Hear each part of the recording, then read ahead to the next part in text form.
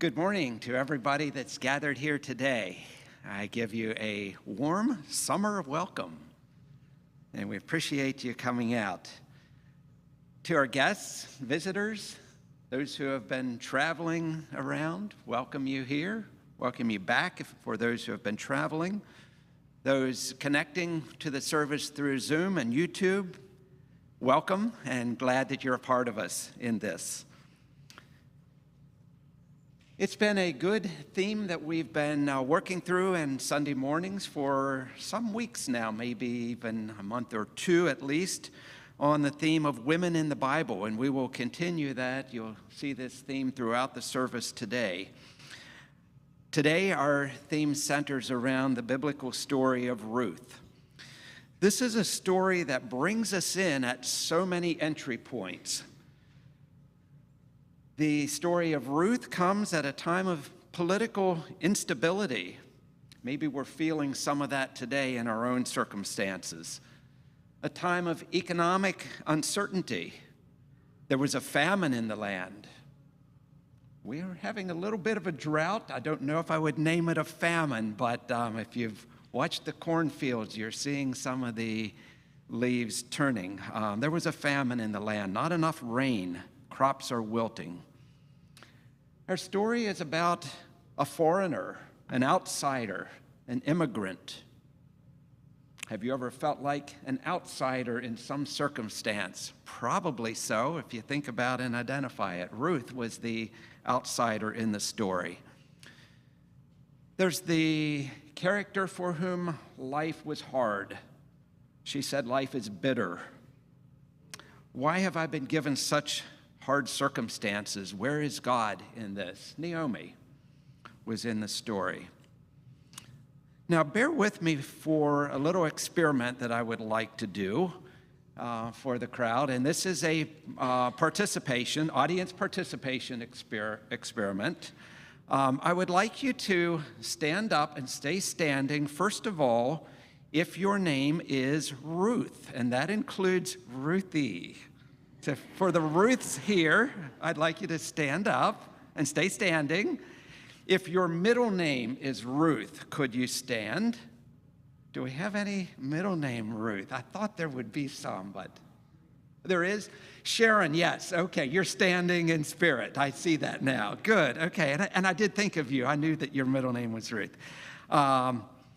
If your mother or grandmother was Ruth, okay, we've got a few more. Good. Aunt or great aunt. Anybody with an Aunt Ruth, or one of your parents had an Aunt Ruth. Getting some more. Okay, more that you're thinking about it. Anybody who had a Ruth-like loyal friend in your life? Hopefully that includes some more. Okay, and now would you all stand and join the Ruths, or the Ruth-connected people, for our call to worship.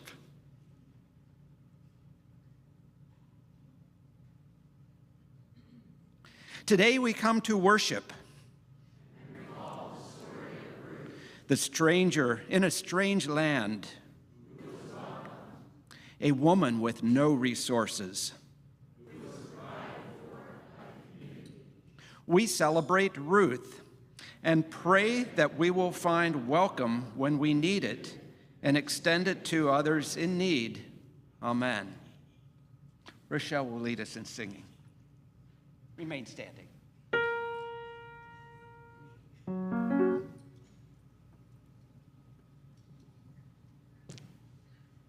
In the hymnal number 100.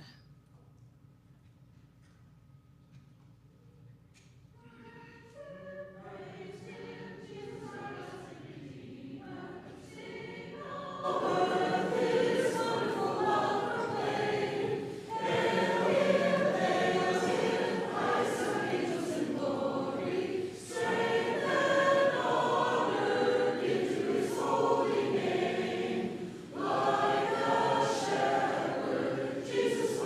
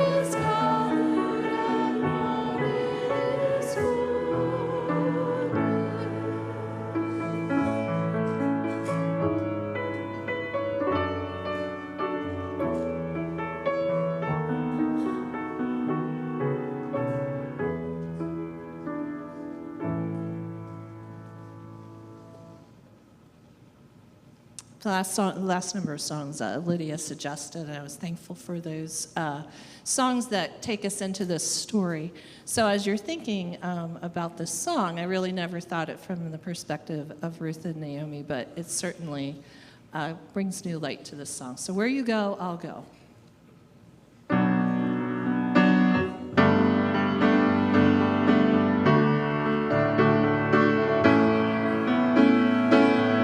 Where you go, I'll go. Where you stay, I'll stay. When you move, I'll move. I will follow. Ooh, ooh, ooh, ooh. All your ways are good. All your ways are sure. I will trust in you alone. Higher than my side. High above my life, I will trust in you alone. Where you go, I'll go. Where you stay, I'll stay. When you move, I'll move. I will follow you. Whom you love, I'll love. How you serve, I'll serve. If this life I lose, I will follow you. Yeah, I will follow you. Yeah. Light into the world, light into my life. I will live for you alone. You're the one I see, knowing I will find all I need in you alone. In you alone. Where you go, I'll go. Where you stay, I'll stay. When you move, I'll move. I will follow you. Whom you love, I'll love. How you serve, I'll serve. If this life I lose, I will follow you. Yeah, I will follow you. Yeah. In you there's life everlasting.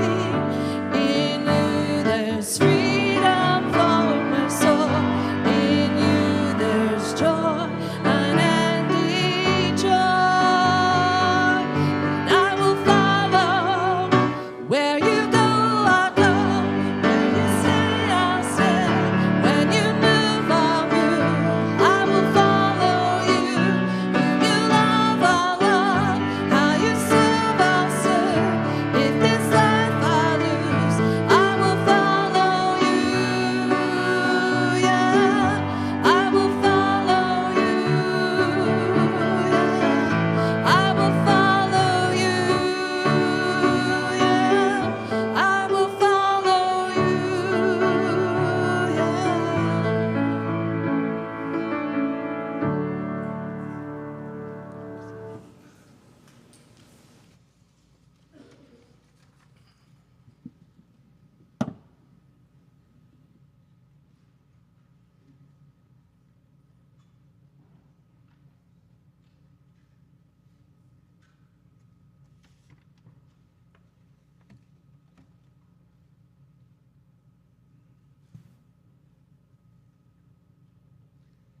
I'll ask the ushers now to prepare for lifting the offering, and the children with the mugs, if you'll get ready for that in just a minute. Our project for Nichols for Neighbors right now is Habitat for Humanity. This is the next to the last Sunday that we will be collecting coins and bills, whatever way you want to give for Habitat for Humanity. The children will bring the coins up in this little wooden house up here as a reminder of what the coins and bills are going for. Also for the offering, I just remind you that the offering is also going for worthy purposes.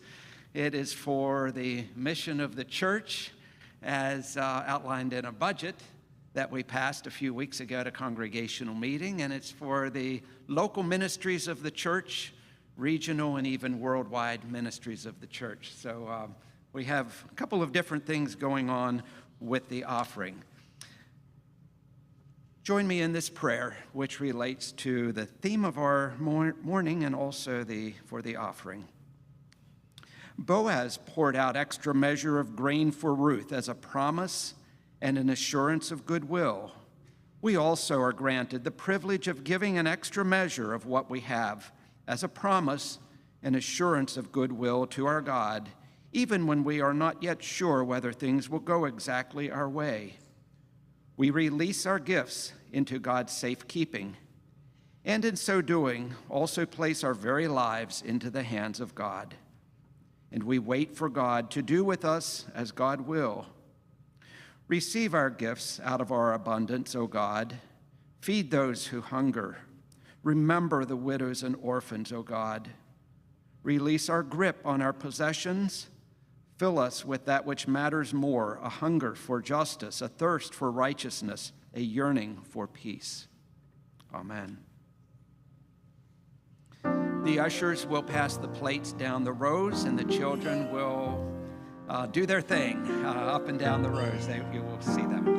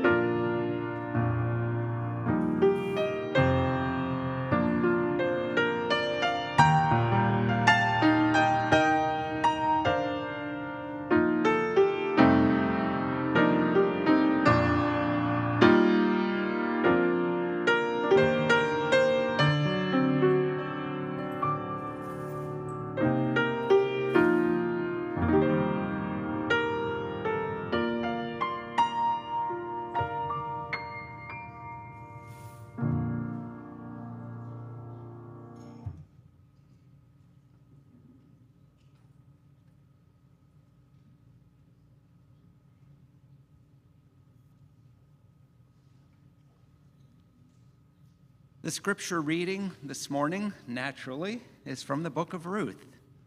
Ruth is one of the smaller books of the Bible, only 4 chapters in length. I will not read all 4 chapters, though I kind of wish we had time for that, but I will read actually the entire chapter 1 from Ruth. And this comes from the New International Version. You can just listen to the story or read along on the screen in front of you. In the days when the judges ruled, there was a famine in the land. So a man from Bethlehem in Judah, together with his wife and 2 sons, went to live for a while in the country of Moab. The man's name was Elimelech, his wife's name was Naomi, and the names of his 2 sons were Mahlon and Chilion. They were Ephrathites from Bethlehem, Judah, and they went to live in Moab, and they went to Moab and lived there.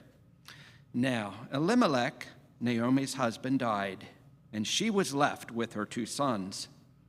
They married Moabite women, one named Orpah and the other Ruth. After they had lived there about 10 years, both Mahlon and Chilion also died, and Naomi was left without her 2 sons and her husband. When Naomi heard in Moab that the Lord had come to the aid of his people by providing food for them, she and her daughters-in-law prepared to return home from there. With her 2 daughters-in-law, she left the place where she had been living and set out on the road that would take them back to the land of Judah. Then Naomi said to her 2 daughters-in-law, "Go back, each of you, to your mother's home. May the Lord show you kindness as you have shown kindness to your dead husbands and to me. May the Lord grant that each of you will find rest in the home of another husband." Then she kissed them goodbye, and they wept aloud and said to her, "We will go back with you to your people." But Naomi said, "Return home, my daughters. Why would you come with me? Am I going to have any more sons who could become your husbands? Return home, my daughters. I am too old to have another husband. Even if I thought there was still hope for me, even if I had a husband tonight and then gave birth to sons, would you wait until they grew up? Would you remain unmarried for them? No, my daughters. It is more bitter for me than for you, because the Lord's hand has turned against me." At this, they wept aloud again.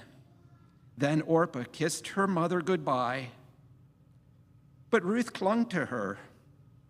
"Look," said Naomi, "your sister-in-law is going back to her people and her gods. Go back with her." But Ruth replied, "Don't urge me to leave you or turn back from you. Where you go, I will go. Where you stay, I will stay. Your people will be my people, and your God, my God. Where you die, I will die. There I will be buried. May the Lord deal with me, be it ever severely, if even death separates you from me." When Naomi realized that Ruth was determined to go with her, she stopped urging her. So the 2 women went on until they came to Bethlehem. When they arrived in Bethlehem, the whole town was stirred because of them, and the women explained, "Can this be Naomi?" "Don't call me Naomi," she told them. "Call me Mara, because the Almighty has made my life very bitter. I went away full, but the Lord has brought me back empty. Why call me Naomi? The Lord has afflicted me. The Almighty has brought misfortune upon me." So Naomi returned to Moab, accompanied by Ruth the Moabite, her daughter-in-law, arriving in Bethlehem just as the barley harvest was beginning. There's more to the story. It doesn't end there. Our speaker today is Lydia Harnish, and we're glad to have her. I'm really looking forward to the words that she has. Lydia has been part of our congregation for a long time, living now in Lancaster, Pennsylvania. Lydia works for a group called Nurse Family Partnership.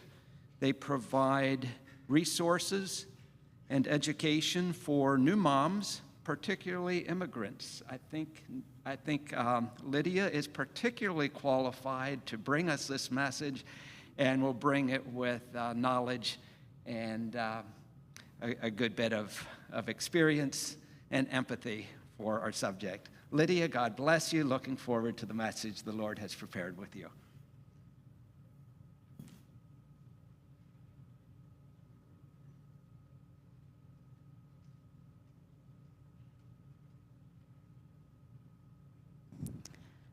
Good morning.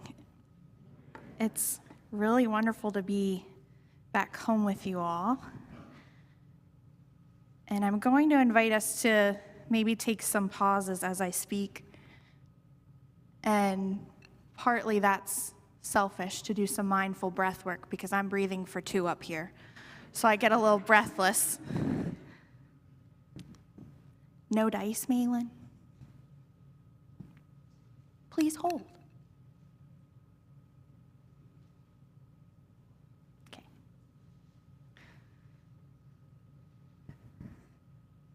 There we go. All right. So we are about to enter into an ancient story, a story that people have been finding themselves in for thousands of years.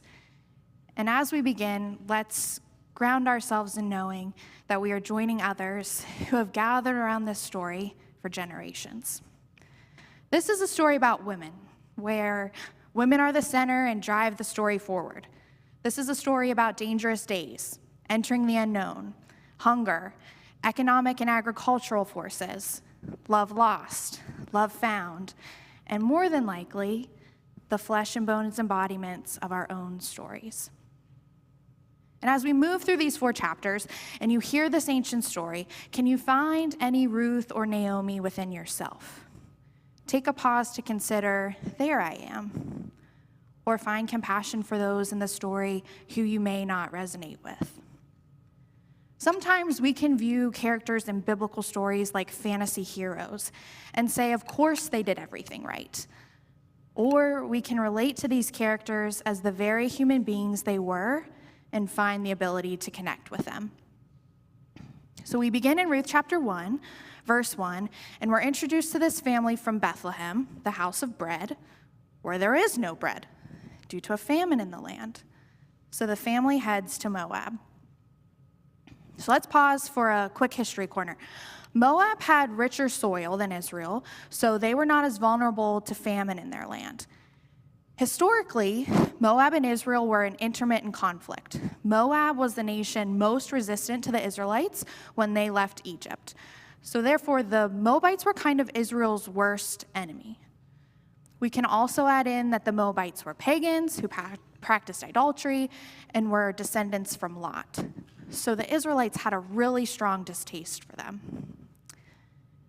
In Deuteronomy 23:4, we read that the Moabites are not supposed to enter the assembly of God to the 10th generation.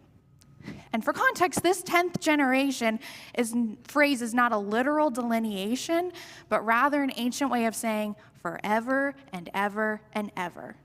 These people are perpetual outsiders, never to be a part of the covenant of Israel, never to be acknowledged as people of God.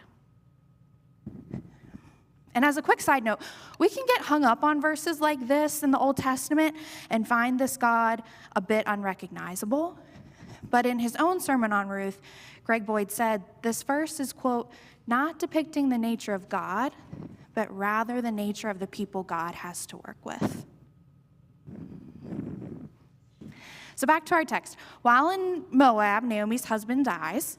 Her sons marry Moabite women, Orpah and Ruth. And after about 10 years in Moab, Naomi's sons die. And also, Naomi's sons' names translate to sick and ailing. So we cannot trust that they will be lasting long in our story. Not like our Malin, present company excluded. So Naomi hears the famine is over in Bethlehem and decides to head back. And the women are on their way, and Naomi interrupts their travel and says, you need to go back. I have nothing for you anymore. Our bond is broken by the deaths of my sons. So her daughters-in-law would be childless widows who belonged to no clan, no tribe, and would be extraordinarily vulnerable to exploitation. And Naomi quips in a way that's more anciently funny than anything else when she says, what are you going to do, marry the sons that I could still yet bear? And here we have 2 paths diverged in the wood. Orpah takes a practical approach, maybe saying to herself, why would I go to a foreign land with this woman who I no longer have a connection to, and heads back. But Ruth, bold, loyal, countercultural Ruth, begins to speak the language of covenant. Don't urge me to leave you or turn back from you. Where you go, I will go. Where you stay, I will stay. Your people will be my people, and your God, my God. Where you die, I will die, and there I will be buried. May the Lord deal with me, be it ever so severely, if even death separates you and me. Greg Boyd describes these verses as marriage-like vows. In the ancient world, women were only allowed to participate in the marriage covenant, while all other covenants were reserved for men. And here goes Ruth, doing something only men were supposed to do, initiating a covenant. And her plan to return with Naomi is not only nonsensical, it's dangerous, and not the least of which, returning to a place just recovering from famine. So they arrive back at Bethlehem at barley harvest, and the neighbors get all riled up at the sight of Naomi. And Naomi says, "Do not call me Naomi," meaning pleasure and delight. "Call me Mara," meaning bitter. She renames herself after her pain. Her trauma shapes how she sees everything. And on top of this, she's blaming God for her misfortune, saying, "Because the Almighty has made my life very bitter." She's saying, "El Shaddai has done this to me." So let's pause for a "there I am," anyone. So as they're settling in, Ruth decides to go get some food. And another stop here at History Corner. The people of Israel have a reputation for their God economy, which is a term from Marty Solomon of the Bema podcast. This God economy is in obedience to a command that God gave in Leviticus. The Torah contains these legal codes that stipulate when you set up your society, create laws with a provision that a corner of the field should be left for the widow, the orphan, and refugee. This people group has a law about keeping the vulnerable protected and the hungry fed, essentially saying anyone who wanders into your midst will be able to find dignity. Which begs the question, are we organized in such a way that our economic system is positioned in favor of those most vulnerable and at risk? Maybe this is too big of an ask for our national system, but what about our congregational system? Or even more micro, our own personal economic system? Another thing to point out, in chapter 2, verse 2, Ruth says to Naomi, "Let me go to the fields and pick up the leftover grain behind anyone whose eyes I find favor." Usually this picking up in the corners of the field was done after the harvesters were gone. But I think Ruth knew it's harder to not have compassion on someone when you can look them in the face. So back to the story, Ruth is gleaning and she catches Boaz's eye, who happens to be a relative of her deceased father-in-law. And Boaz and Ruth meet, and he says to her, "I've been told all about what you've done for your mother-in-law since the death of your husband, how you left your father and mother and your homeland and came to live with a people you did not know before." Boaz is affirming Ruth here, saying, "I've heard about you," and likely thinking about how her story is reflected in the bloodlines of his own people. Boaz comes from a tradition of people leaving the familiar for the unknown and new in obedience to God. For example, Abraham, Moses, the Hebrews when freed from enslavement. Boaz sees in himself this Moabite woman, a person who belongs to the clan of his own worst enemy. They talk a bit more, and Boaz tells Ruth, "Only glean in my fields, I'll protect you, drink my water, eat at my table." So Ruth returns to Naomi with about 30 pounds of grain, more than what could be picked in a month. And Naomi says, "Where have you been? How did you get so much?" And after hearing Ruth was in Boaz's field, she said, "The Lord bless him." And here I find Naomi displays a very real human experience we have likely found ourselves in. She has issues with God. She's blaming God for her bitterness. And yet she has a deep affection for the way God offers provision. She's not afraid to hold a variety of perspectives on her divine. So Naomi goes on to say, "He has not stopped showing his kindness to the living and the dead." So the word for kindness here is chesed. Often translated as loving kindness, this word holds oceans more than that. Chesed is an illustration of the love and mercy God shows to humanity. Chesed is an act of goodwill, compassion, and generosity, especially towards those in need. Chesed means giving oneself fully. It is a love and dialogue between two people. So some time passes, and Naomi is like, "We gotta get this girl a husband." So she devises a radical plan. She says to Naomi, get dressed and go to Boaz's threshing floor. And Naomi instructs her, don't let anyone see you, wait till he's finished eating, and when he is asleep, uncover his feet and lie down. So back again to History Corner. There's certainly an argument for feet for being an idiom for something else, communicating something sensual. However, Marty Solomon suggests a more nuanced interpretation that Ruth uncovered Boaz's circumcision. Boaz's circumcision is a symbol of the covenant that he bears with God. So when Boaz wakes up, he's looking through the sign of the covenant to Ruth at his feet. Marty says this is an Eastern means of communicating. Ruth is saying, honor this covenant you have made. God has called you to partner with God in caring for foreigners and widows like me. And Ruth also says, spread the corner of your garment over me, which is a callback to Ezekiel 16, which was a marriage proposal. A big, brave, bold move from a foreign woman who is working against the culture in which she lives. So we move on to chapter 4.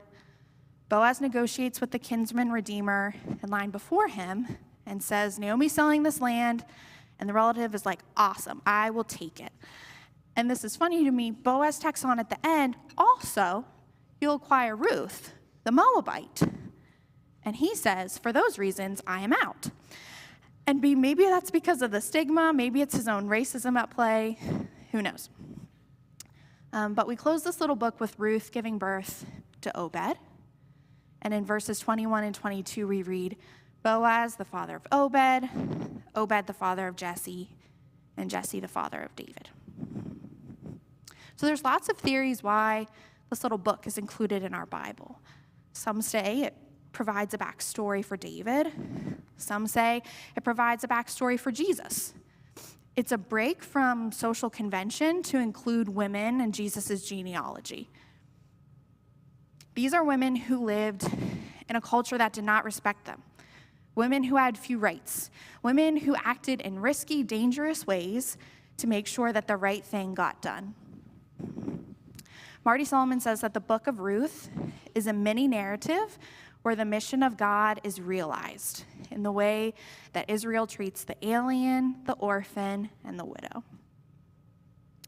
Some suggest this book illustrates chesed, a living, breathing picture of when people share divine love with each other, a mandate for our human relationship. And Greg Boyd says that Ruth foreshadows the radical liberation that the kingdom of God brings to women, where the full humanity, dignity, giftedness of the female image bearer is acknowledged, honored, and respected. The upside-down kingdom that Jesus came to bring. For me, the reason we read these 4 chapters about a widowed foreigner is because we are called to practice a life of chesed, where we treat the refugee, the orphan, and the widow with goodwill, compassion, and generosity. There is no them, only us. In this story, Ruth the Moabite is the them. How did the us treat them? How did Boaz respond? He heard Ruth's story and said, I can see some of my story in her. And again, Moabites were considered to be a part of a cursed people group. This narrative illustrates how a person, never to be considered part of God's family, is woven into the story of Jesus. We are living in a time where many people have no skills in seeing themselves in others. We lack the ability to find ourselves in another's story. And our invitation is to keep finding ourselves in the them. We do not keep them as a them, but rather stay curious. Keep asking questions until I see a bit of myself in them somewhere. I read one author who suggested, what if right now every person decided to try and find themselves in the person most incomprehensible to them? The story of Ruth is an ordinary human story, and we can see it as a love story between Boaz and Ruth. But this ancient story is also a love story between God's people and their God, a people wanting to love their God by being obedient to the ways God has instructed them to be in the world. This is a story where a group of people are attempting to live out God's way, They exist in the time of the judges, where no one is living righteously. Yet these 4 chapters provide insight into both insiders and outsiders practicing the beauty of covenant community, where you take care of others. We demonstrate our love by obeying God's commandments and being part of God's mission. We take care of the outsiders. We stand in solidarity with those who are being treated inhumanely. We no longer speak the language of us and them. We notice how the distinctiveness of cultures reflects the creativity and glory of God, and we manifest the one new humanity for which Jesus died by pursuing and celebrating diversity in our lives. Empires come and go, but what do we as the people of God do? We practice chesed in the details of our lives. We implement a God economy that considers the refugee, orphan, and the widow. We make room for the Ruths.